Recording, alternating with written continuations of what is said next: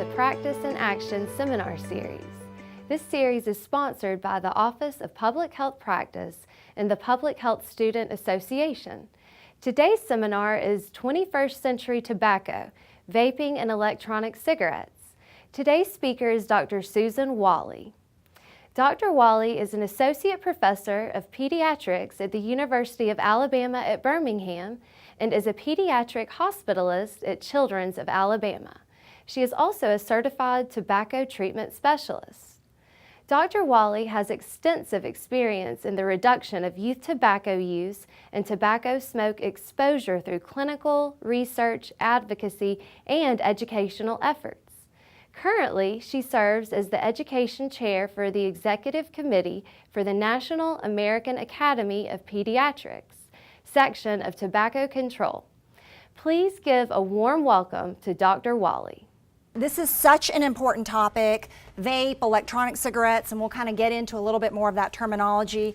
And you guys in this audience and across the street, of course, at UAB and Children's Hospital, we really are the ones that can make a difference, particularly in our youth.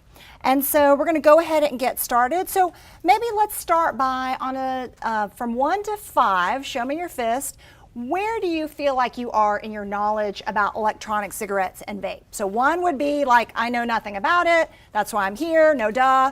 5 would be like, I should be teaching this, I already know a lot about it. So yeah, show me fingers here.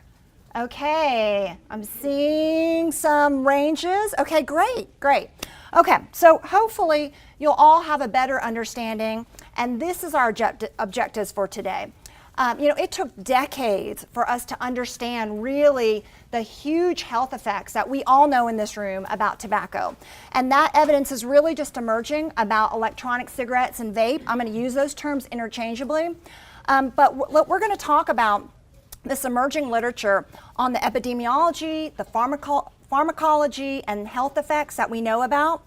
We're going to talk about the public health impacts, right? I'm here talking with you guys, and there's a lot of them that we should all be very, very concerned about. And then who here has heard about the National Academy of Sciences report that came out about a month ago about e-cigarettes? We're going to go over, okay, good.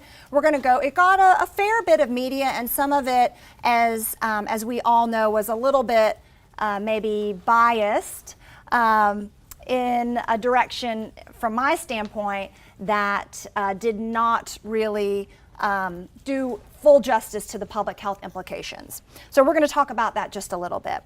And I want to give a disclaimer. I'm a pediatrician, and I think of everything through the lens of our kids, because we know that children have no voice and they have no choice. So I feel like, I really need to be there for them, and I know you guys feel the same way. So, I want to tell you what I'm going to tell you it again. And so in case people need to leave the room or there's a lot of stuff that we want to cover, I'm just going to go over our major take-home points. So starting in 2014, these are products that are really less than 10 years old. But starting from 2014, electronic cigarettes or e-cigarettes, vape, whatever you want to call it, are the most common tobacco product used by youth. That is huge uptake in that market, and we'll talk about that just a little bit, and the reasons for it, which I think you guys in public health probably know way better than I do. That we have sufficient scientific evidence that youth that use e-cigarettes are more likely to go on in a year's period to go on to traditional combustible cigarettes, which we know are the most dangerous lethal product, and it's going to kill 1 out of every 3 people. And then we also have concerns that it's going to perpetuate nicotine addiction in those that may be trying to quit use of traditional cigarettes. And that we know that this is not just harmless water vapor, that the solution, e-liquid, and the aerosol that comes out of it have products or have toxicants and things that we know have health effects. Now, we're not at the point, like I said, it took decades to form causality from smoking a combustible cigarette to lung cancer or the 13 other types of cancers. So at this point, we can't say definitively that e-cigarettes cause X health effect. but we have strong concerns because a lot of the same things in e-cigarette aerosol are what are found in combustible cigarettes. And there's some other things too. And then we know that e-cigarette companies, there's FDA regulation at this point that we'll go into a little bit more, but that the e-cigarette companies are advertising and marketing with the same techniques that we saw in the 60s and the 70s, and we'll see some of those examples. And so, again, you guys are public health, you know this better than I do, why does this issue matter? But we know that tobacco use and tobacco smoke exposure are still the #1 leading cause of preventable death and disease. We're talking about 500,000 people a year, and about 11% of those are from just tobacco smoke exposure. Not the smoker, but people who, through no choice of their own generally, oftentimes kids, are exposed to that tobacco smoke and causes health effects. And we know that 90% of adult smokers started before the age 18 years or younger. And so, when I'm counseling in my role as a pediatrician, and I'm talking to a parent, and all parents love their kids, and they continue to smoke even though their child is having asthma attack after asthma attack. I have to think to myself, this is somebody who probably started smoking because their parents smoked. They were 12 or 13 years of age. And so I think that's really important for us to keep in mind. And then, we know that tobacco companies spend $1 million an hour promoting their products, and they wouldn't spend all that money if it didn't work. Just a segue, who here has had a friend or a loved one, have a tobacco-related disease or even a death? Pretty much the majority of the room. And so, I think that it really frames our message when we recognize how prevalent this is. All right, so, wouldn't be a public health lecture without some facts. This is Alabama specific, and if you're not familiar with this, and if you have interest in tobacco control, the American Lung Association does a state of tobacco control every year. This is from 2017, and it really gives a breakdown, and it's so helpful when you're talking to state legislators or other colleagues about what the impact really is. And I think just to point your attention to two major facts, that the adult tobacco use rate in Alabama, who thinks it's higher or lower than the national average? Of course it's higher, right? Is about 25%. That's tobacco use, which includes e-cigarettes, vape, conventional cigarettes, things like cigarillos, hookah. And then the high school tobacco use rate is 35%. That's 1 in 3. I have a high school student at home, and that just is really shocking to me. And so we in this room, we know we could do better for Alabama, for Birmingham, and nationally. And so part of what the American Lung also does is it gives Alabama a grade. We're not fully Fs, but we have a D for Tobacco 21. Does anybody have any idea why we get a D and not an F there? Does anyone know what the age of purchase is? 19. Great. So that is, I think, somewhat, yes, Alabama, yay. So, and we'll talk actually a little bit about Tobacco 21 at the end, if we have time. And I know recently you had to talk about health disparities, and that's something that you guys talk about a lot. But another thing that really, I think, is very, that really motivates me is that, tobacco use is really a health disparities. That the less educated you are, the less socioeconomically secure you are, the more likely statistically that you're going to be a tobacco user. And unfortunately, when you are a tobacco user, you're going to be a lot less likely to be able to access any type of cessation services to get you to quit. And so, this is just a graphic from the Centers for Disease Control that's showing, kind of the breakdown. And this is a little bit of a busy slide, but you can see, and this is actually 2011, so that's why some of the data is a little bit different. But, among American Indian and Alaska Natives, the rate of adult tobacco use is over 50%. I always joke that under Asian, there's no bar. and say that there's no Asian smokers, but they actually don't capture that data. So we know, of course, that there are Asians that smoke for sure. The other thing to point your attention to is that less than the high school degree, you're going to have statistically a much higher chance of being a tobacco user. So I think that that's something that probably everybody in this room, whether you've been told or not, just kind of inherently know. And there's a lot of evidence to that. So let's get into electronic cigarettes. I think one of the things that has really, for me, been a roadblock in talking about this subject is that there are so many different names and it's very confusing. I'm going to use really electronic cigarette or e-cigarette, vape, but I'm a middle-aged woman. That's not necessarily what our teens are calling it. What you see is just a wide range of what people might call like a vape or an e-cigarette, and this here is actually, this is sort of a first generation that was meant to look like an actual cigarette. You really can't tell. And then once we get to second, third, fourth generation, oftentimes like this e-cigar, you can't even tell it's an electronic cigarette. And then sort of the most recent, which I just got in the mail yesterday, I'm very proud, is the Juul device. Who's heard of the Juul? That's really what a lot of the teenagers and youth are using. So this area, I think, has been very hard for scientists to look at, public health people to kind of describe, oftentimes because there's such a wide variety and the market is changing so dramatically, it's hard for us to keep up. But you might hear of it as ENDS, electronic nicotine delivery systems. Some people actually call it ANDS, alternative nicotine delivery systems, e-cigars, electronic cigarettes, mods and tanks, which we have an example of if anybody wants to come at the end to see sort of the wide assortment. And I started out as on the left-hand side, it's more sort of those first generation, and then it moves up to kind of the more recent products. But no matter what you call it and no matter sort of what generation, these products all have very similar sort of mechanisms of action. So basically, there is a chamber that holds, in this case, you can actually remove it, but that holds the e-liquid. And we'll get into a little bit more about what the e-liquid actually contains. And then generally there's a lithium battery that takes a liquid and it aerosolizes it. Most people call it, vapor, but it's actually an aerosol.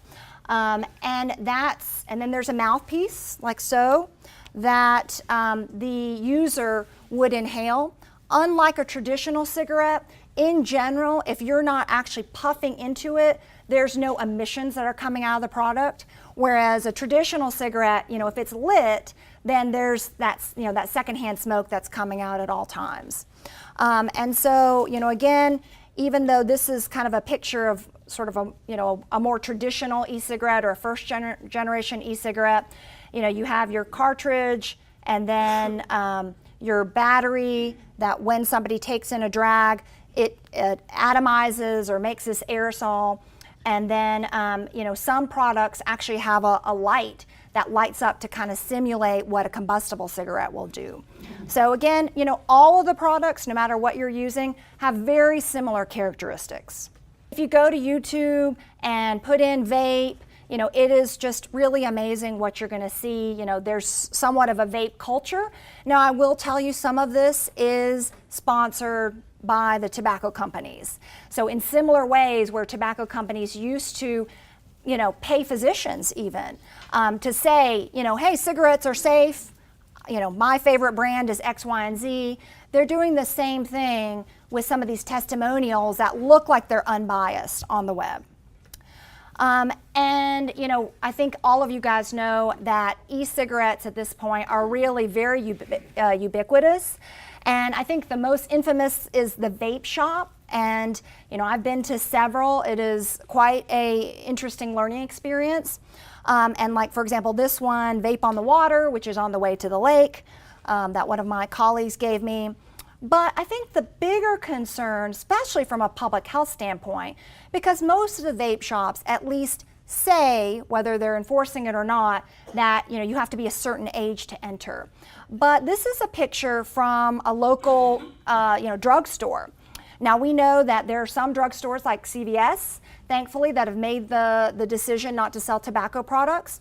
But most drugstores are still, even though oftentimes their logo is health, they're selling tobacco products, and increasingly there's a bigger market share that have e-cigarettes.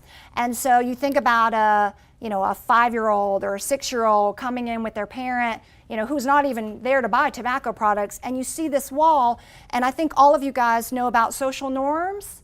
All of you guys have heard about social norms, and it's at the drugstore, it must be okay.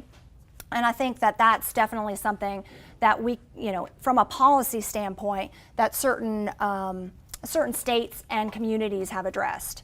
But they're sold everywhere. Who's seen them at gas stations?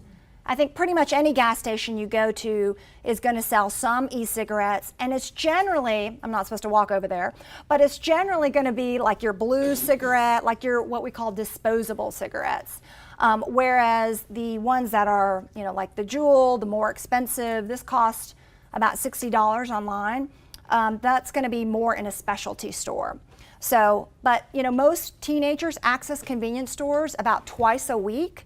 And so, when they're going to convenience stores that frequently and they're being exposed to these products, that might be only $5. That's a big concern to all of us in public health, and of course, myself as a pediatrician. All right, the other place that we really are concerned about is on the internet. And so this is just a screenshot of the Blue site where there is a federal regulation that you have to be 18 to purchase any tobacco products. But I don't know about you guys, when I was 18, and can you read that okay?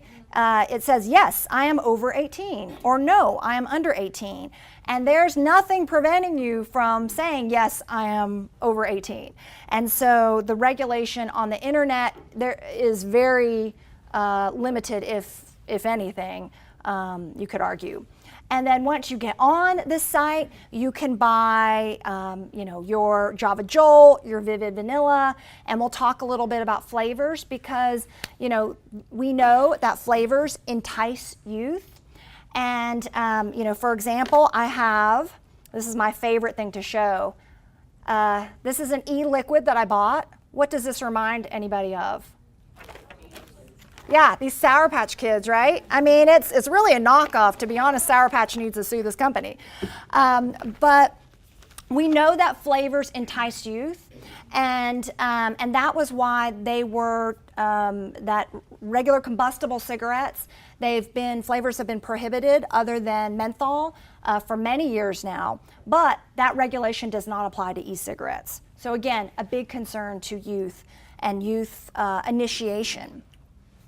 And so how are we doing in terms of students using tobacco? So this is a National Youth Tobacco Survey. Any of you guys heard about this? This is a very rich source of data that asks high school students about tobacco use. And in 2011, it started asking about e-cigarettes. So, we really have almost no data before that time frame. I was part of surveying, unfortunately Alabama, as you might expect, has limited data about their student tobacco use. And I was part of over-surveying some Birmingham schools in 2016. So we're hoping that data will be available soon. Unfortunately, the NYTS and the CDC are having some funding issues. So we may have some problems in the upcoming years really getting good data. But basically, I want to call your attention to this is all tobacco, and on the far right-hand side is any tobacco use. So we're talking about numbers that have been relatively stable. We were seeing really decades-long decreases ever since the Joe Camel days. I don't know, some of some of the people in this room remember Joe Camel. So there was a huge spike at that time, and it just shows the influence of marketing and advertising of youth use. And then since then, it's slowly come down.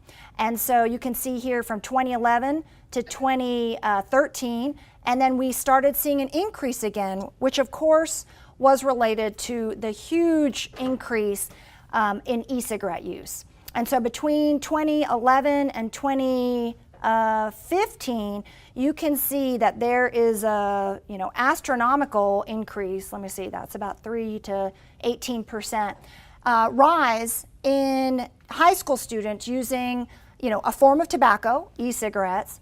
And then in 2016, for the first time, we did see a drop. And so we don't know yet in 2017 if we're going to continue with that trend.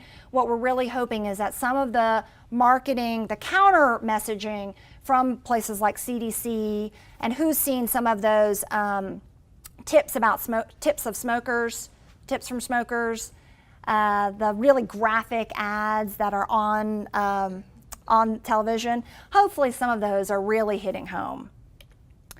And then mentioned a little bit earlier the National Academy of Sciences report, and I'm proud to say one of the people on this report was a pediatrician.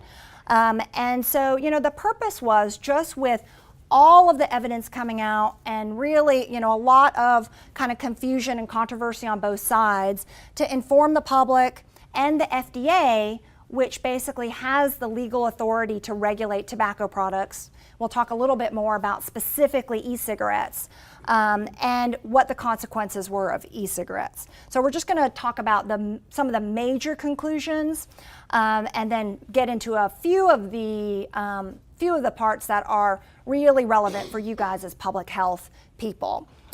So I already mentioned, and this is, I think, if you're going to take away nothing else from this lecture, youth who use e-cigarettes, and this was a strong statement by the Academy, the National Academy, are more likely to go on to to combustible traditional cigarette use.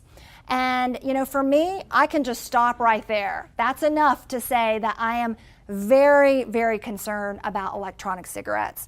When we talk about, youth use of electronic cigarettes, approaching, in some studies, 40%, and then thinking that number of students are going to go on to, regular cigarettes, that really worries me, and I know you too. The other conclusions are that, the e-cigarette emissions, that vape, probably do have lower levels. There's a lot of variability in how people vape and what the e-liquid is. You can get e-liquid that has anywhere advertised from 0 nicotine to 36 milligrams per milliliter of nicotine. And just to give you a little frame of reference, one cigarette, if depending on how you smoke it, you might get 1 to 2 milligrams of nicotine. And so we're talking about very, very concentrated nicotine, 36 milligrams per cc, and this has 100 cc's in it.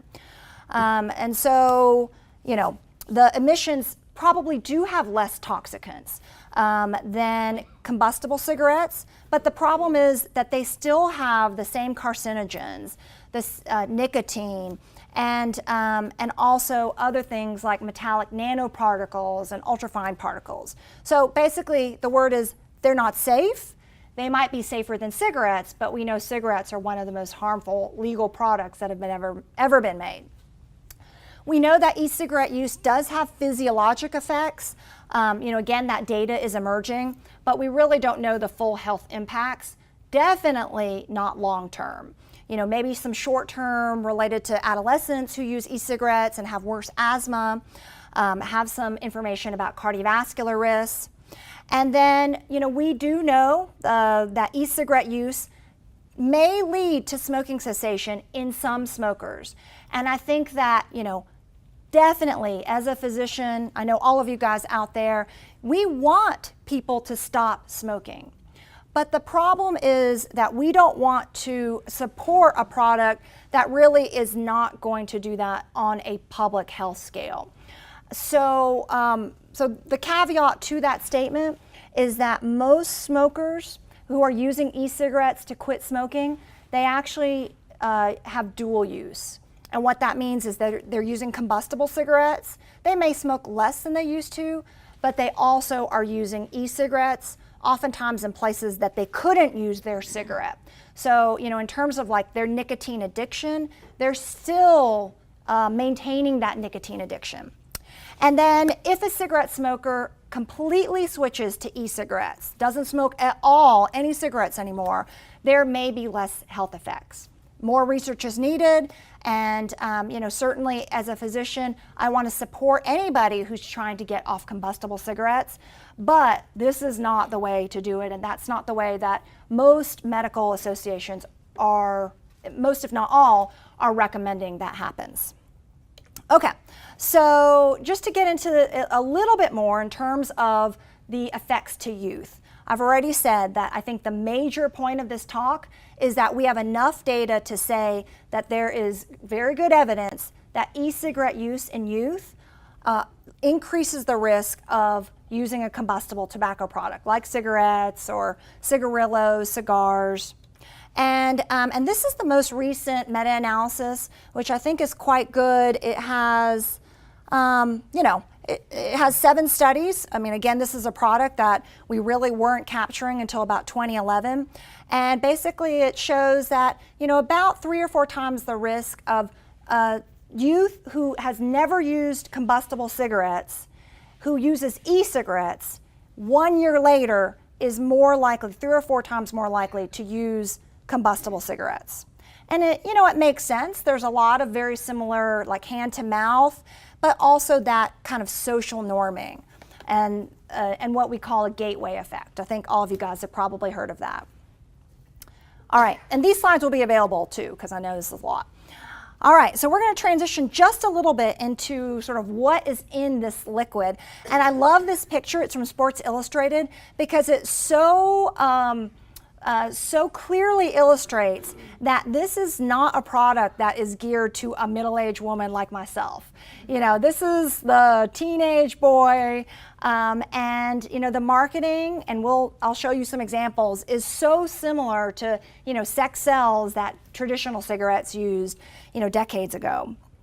All right, so when we talk about the e-liquid, what's in these products?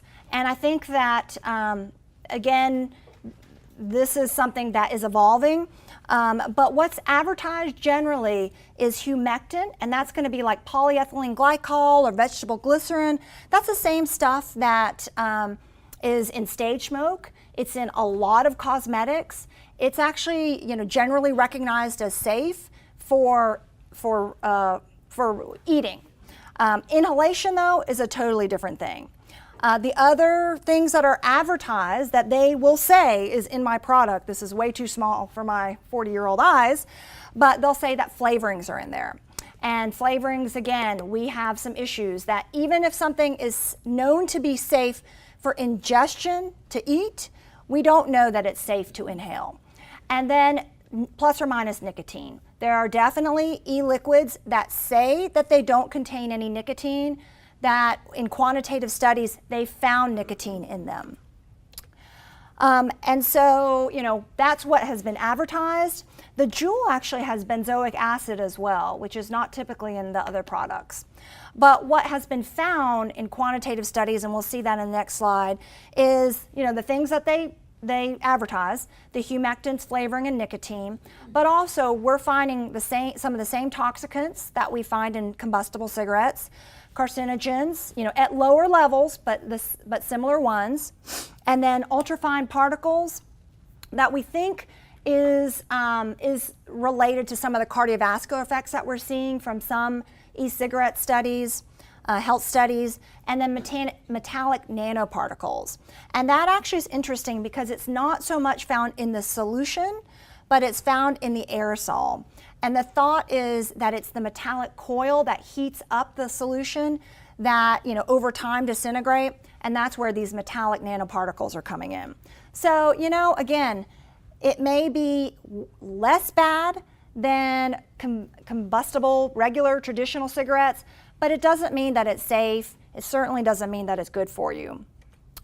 And so this is kind of a busy slide, but kind of explaining a little bit more about propylene glycol and vegetable glycerin, those humectants that I mentioned. They're generally recognized as safe for ingestion, but not for inhalation. And then the flavorings, really there is very limited information. If you go to, there's a e-cigarette manufacturer's website, and they have basically a whole listing of flavors that are safe. And it's known though that some of the buttery flavors, like buttery popcorn, that has been linked to some issues with like popcorn lung. And so, their manufacturing standards say don't use butter flavors. But other than that, there really is not a lot of regulation. The FDA is regulating, but at this point, all of those regulations have not gone into effect. And we know that kids are putting lots of other things. They're kids after all. So, we know that hash oil, people are using that, heroin, some other things, particularly in some of the products that do not have the contained solution. So this Juul has a pod that you really, unless you tried really hard, you couldn't break into.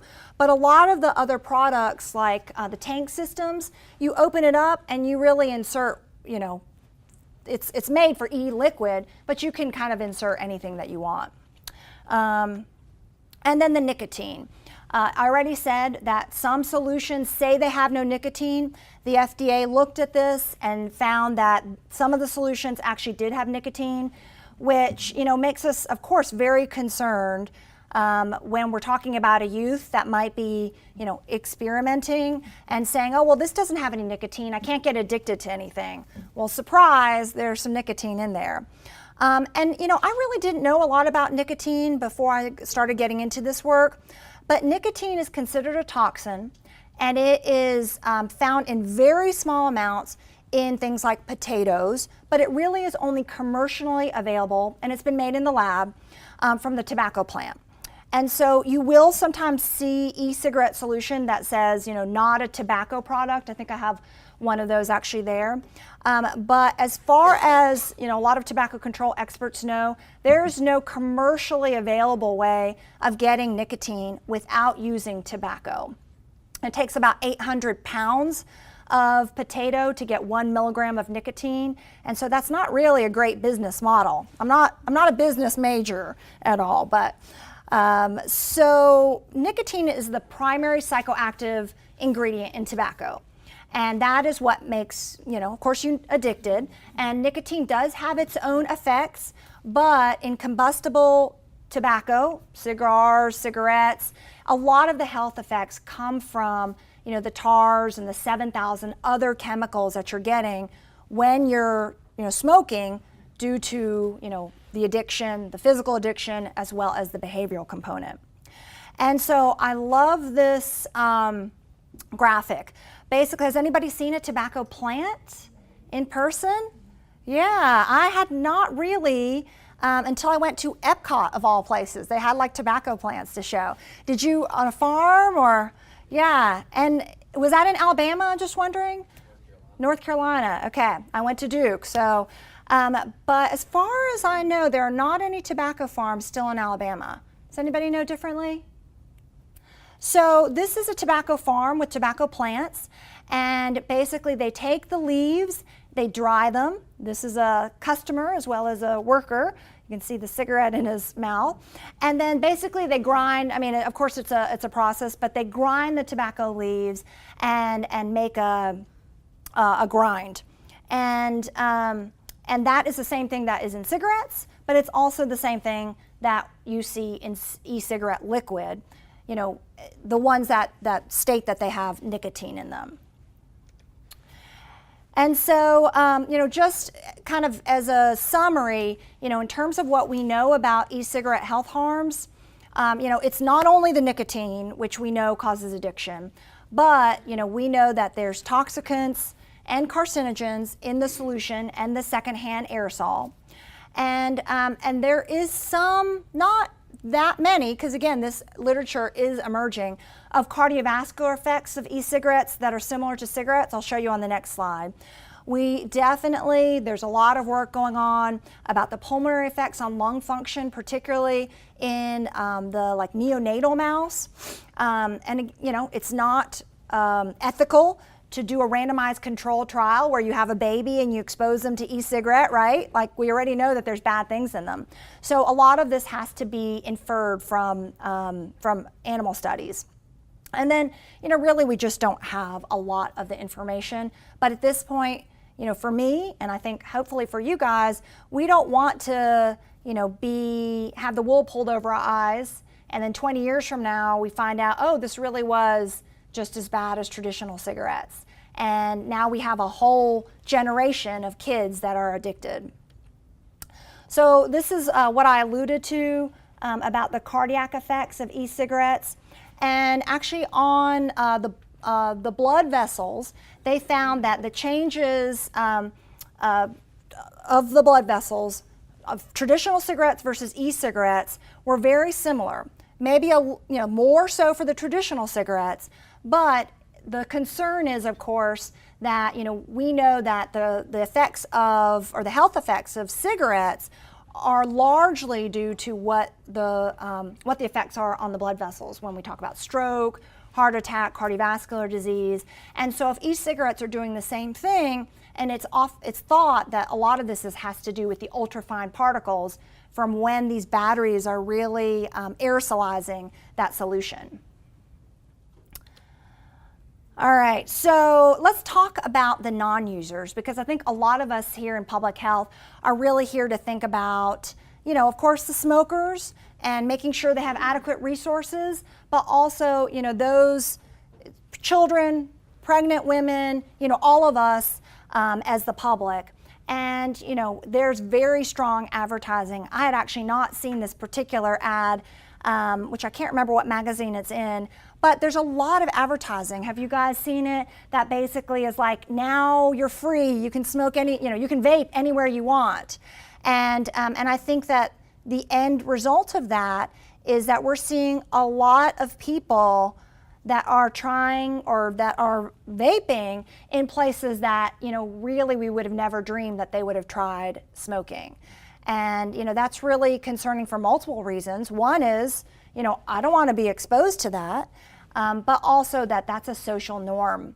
And when you're walking around and everybody's vaping, particularly when you think about our children, they have oftentimes, like my children have grown up, thankfully, in a smoke-free community. And when they see a smoker, they're like, oh, Mom, a smoker. But, think about if what happens is everybody's vaping and it's just commonplace. That definitely is a cultural protection for kids that we're concerned about with vape. And so who's heard the term like just harmless water vapor? Anybody? Okay. So we know enough to definitively say that this is not just water vapor. We know there's many studies actually, but I pick kind of the 4 that I thought were most relevant that are really showing kind of what is in this e-cigarette liquid, in the aerosol specifically. And so there's the ultrafine particles. So basically what you're seeing there is that A is cigarettes and the emissions that you get, B is e-cigarettes, and the takeaway really is that they are very similar. Nicotine, of course, we've already talked about, and interestingly, it really depends a lot on the concentration of the nicotine that you're using, but then also how you vape. And many of the more expensive models of e-cigarettes allow you to change the voltage and the wattage, and so it can actually become very technical. And people who are sort of more expert in it have ways, and we'll actually get into one of the other ways, that they can really get a bigger drag, a bigger hit. And then there are different levels of those toxins that we've kind of already talked about, formaldehyde, acetaldehyde, and those metallic nanoparticles. And then who's heard the term third-hand smoke? Some of you guys. So basically secondhand smoke is when the cigarette is actually lit and somebody is, a bystander is near them, and you're getting that unfiltered smoke. and the smoke that the person exhales. A third-hand smoke is after the cigarette has been extinguished. And so who's been in an elevator and somebody gets on and you're like, oh, they were just smoking. And that's the third-hand smoke. The cigarette's extinguished, but the toxins are really, they adhere to your clothes and your hair. And, if you've ever been in somebody's house that is a smoker, you can tell because you can't get rid of that smell. Really, it's very difficult.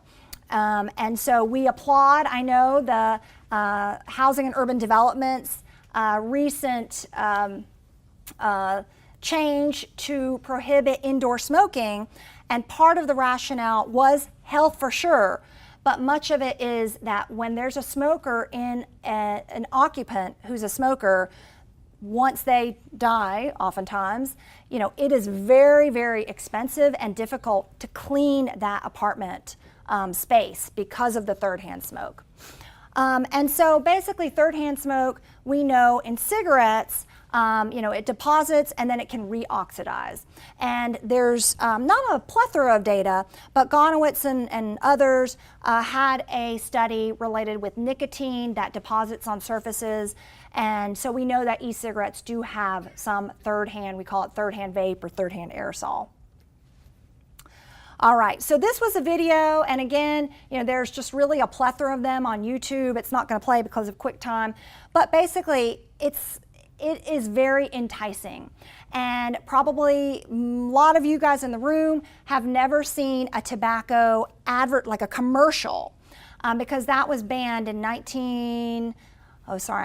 think 71. But now we're in this period where even though the FDA does have a deeming rule, they have authority, they have not taken over authority of television advertisements. So, again, children who have never seen a traditional cigarette advertisement are now getting to see e-cigarette advertisements. And we know that works, right? Tobacco companies win, spend money, beer companies win, spend money. Nobody's going to spend money on things that don't work. And so, again, as a summary, some of our public health concerns are, really the potential to glamorize and renormalize smoking. I'll show you some advertisements. The addiction potential of the nicotine, particularly for our youth, who are, clearly some of them are not already using cigarettes and were not at risk for using cigarettes. We're concerned that there are smokers that perpetuate their nicotine addiction, but then also, about 10% of adults who use vape have never used a regular cigarette, and that's a concern as well for youth and adults. It is not an FDA-approved smoking cessation device, and I'll show you some evidence there. Maintaining their combusted tobacco use, as I mentioned, that some people are saying, well, I might not be able to smoke at work or in a restaurant, a regular cigarette, but I'll pull out my e-cigarette, and then that kind of maintains their nicotine addiction. And then we know, sadly, from my realm of the world, that we're seeing this, over 1,000% increase in poisonings related to e-cigarette solutions, and also probably it's been on the news a lot about e-cigarette battery explosions. You guys seen those? Because they're a lithium battery, that's why you can't carry them on your carry-on anymore, or you can't carry them in the compartment. You have to bring them on the carry-on, which I don't think is really any safer. Why would I want it to explode actually while I'm in the airplane? So, all right, and to kind of get into that a little bit more, this was a video that was really very provocative. I wouldn't want my 3 boys to see this. It was not even a sexual innuendo. It was outright, this is sex that sells. So yes, 1971 was when they restricted cigarette advertisements on TV. And part of the reason that we care so much about it is that we know that in adolescence, which now we're saying adolescence is really to about 25 years of age, that adolescents the adolescent brain is more likely to become addicted to nicotine, and most of the literature is around nicotine, but other products than an adult would. And so we want to try to keep our teenagers, our young adults, away from these products, while they're younger. And that's where a lot of the public policy, I think, really there's some major opportunities there. We also know that exposure during adolescence can have some long-standing effects in the brain. And this is mainly in animal models, because again, this isn't particularly ethical to do these studies on young kids and then take slices of the brain to look at it. But definitely the concern with youth oftentimes are not only the immediate health effects, but also thinking about nicotine addiction. And and I think this has kind of been more in the media recently, that nicotine is very addictive.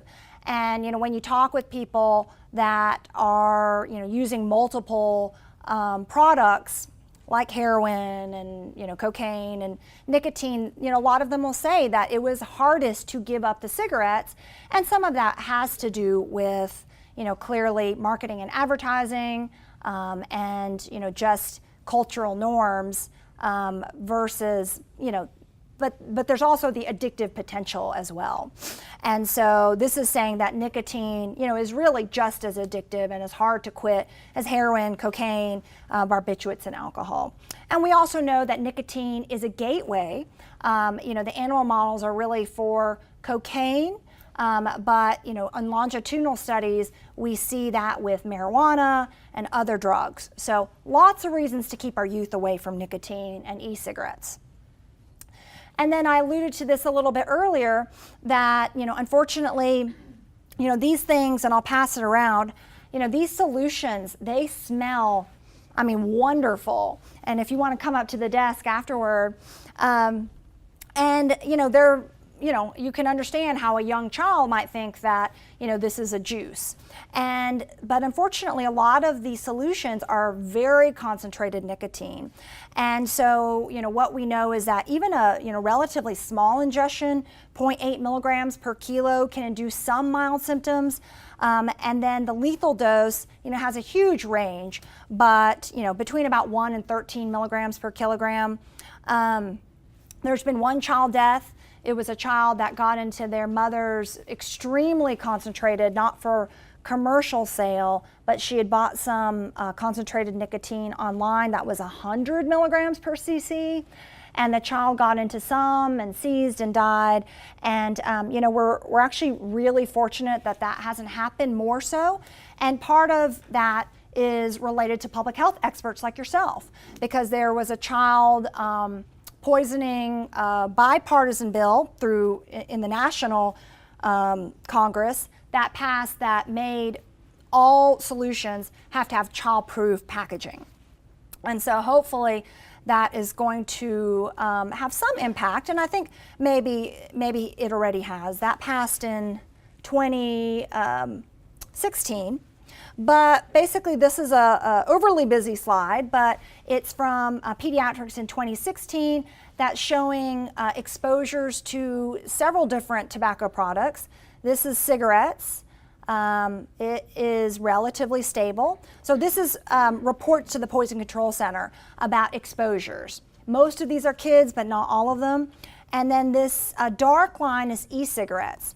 And you can see starting in 2012, it was really, almost zero. And then, it kind of has peaked here in the 2015s with about a 1,500% increase in exposures. Now, most of these exposures are going to be relatively mild. Some vomiting. Actually, interestingly, some of the products look very much like eye drops. And so people will accidentally drop them into their eye. That's a lot of the adult exposures. But there, clearly have been ones that have been, are very severe, of course, like the child death that I mentioned. And so, this is a really big concern, particularly as we're thinking about child exposure. All right, and so we're kind of nearing the end. And I just want to make sure that everybody is, well on the same page that e-cigarettes, even with the information that we talked about with the National Academy of Sciences report, they are not an FDA-approved smoking cessation device. And so, for me as a physician, if somebody is interested in smoking or in quitting smoking, then, the answer is that we want you to use a FDA-approved smoking cessation therapy. And does everybody here know about the 1-800-QUIT-NOW line? Yeah? Okay, good. Because the 1-800-QUIT-NOW line is a state-run but federally supported, at least partially, free telephonic resource. So it's free to the user. But basically anyone, and this is a national program actually, although each state runs it separately, that anyone can call, it's 1-800-QUIT-NOW, and they can receive free telephonic counseling advice, and then also in the state of Alabama, 8 weeks of free nicotine patches, which is about $150 worth. It's actually one of the most generous in the country, and it was a grant. Hopefully, it will continue past 2018. So, quickly, just to kind of get a little bit more into the weeds, when we said that there's limited evidence that e-cigarettes are effective aids. We just really don't know. There's been 3 randomized controlled trials, but there's really insufficient evidence. And so this is the meta-analysis. The 3 clinical trials are at the bottom, but overall, in this meta-analysis, that e-cigarette users, smokers who use e-cigarettes to quit, are going to be less likely to quit. So, again, we're not saying, and I think the National Academy was giving a very, they were trying to be very cognizant of the fact that, there may be a potential, but at this point, the information that we know is that it is not effective. Does anybody have any questions about that? Because I do think that sometimes that it is, especially for people who want to do good, when we think, let's try to use e-cigarettes, and I really want to make sure that everybody sort of understands what that evidence is. Okay, so what is the current landscape? So the FDA in August of 2016 did assume authority over e-cigarettes as well as cigars. It had gotten that authority in 2009 from the federal tobacco rule, and it basically deemed authority over additional tobacco products. And some of the things that took effect were that federally there should be no sale of e-cigarettes to children less than 18 years of age.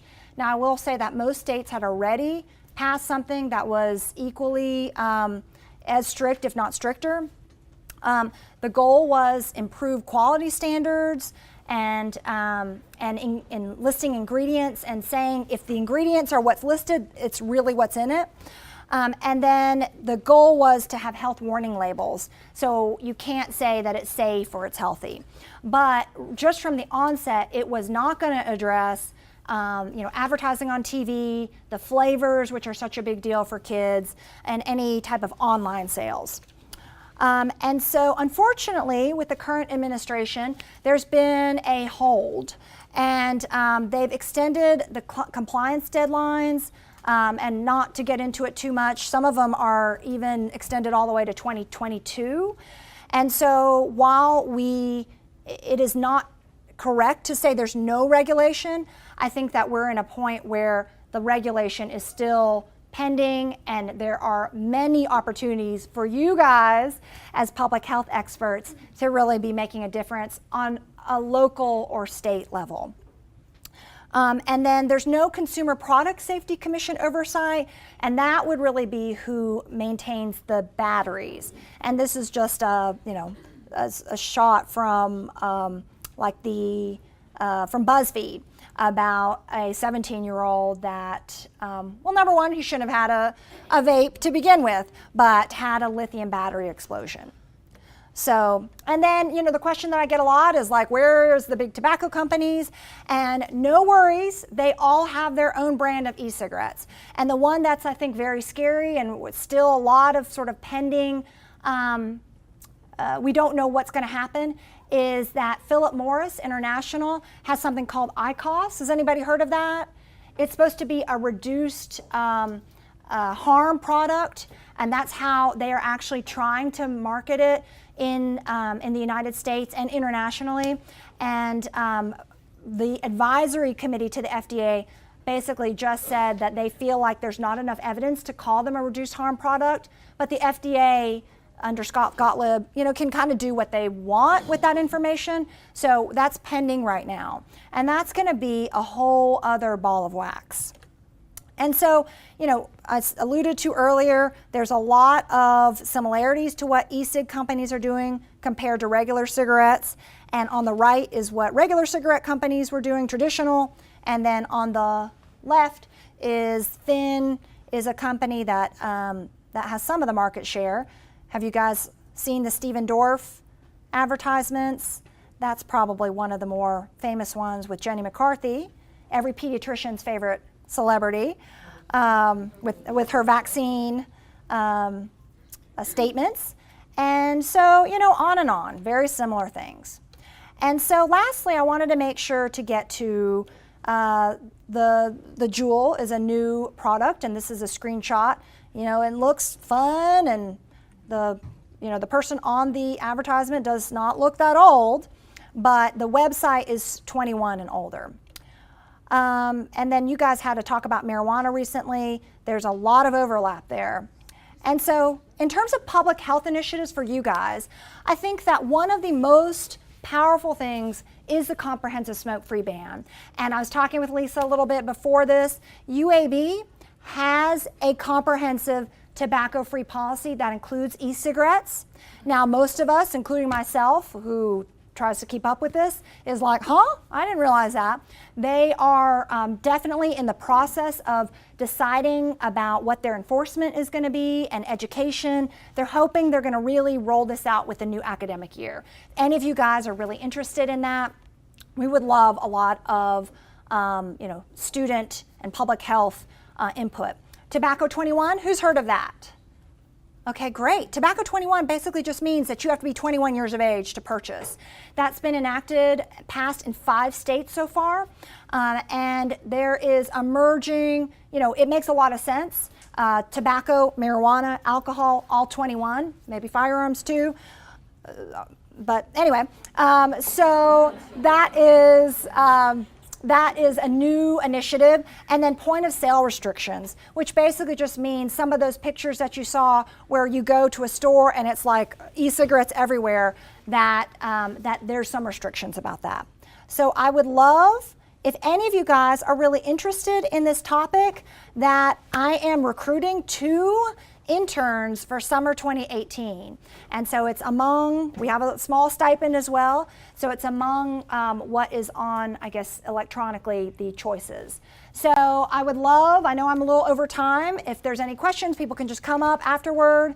And thank you guys so much. Again, you guys are my people. I feel that, pediatricians and public health, there's just so much that we can do together. So I really appreciate it and appreciate all the work that you guys are doing. Thank you.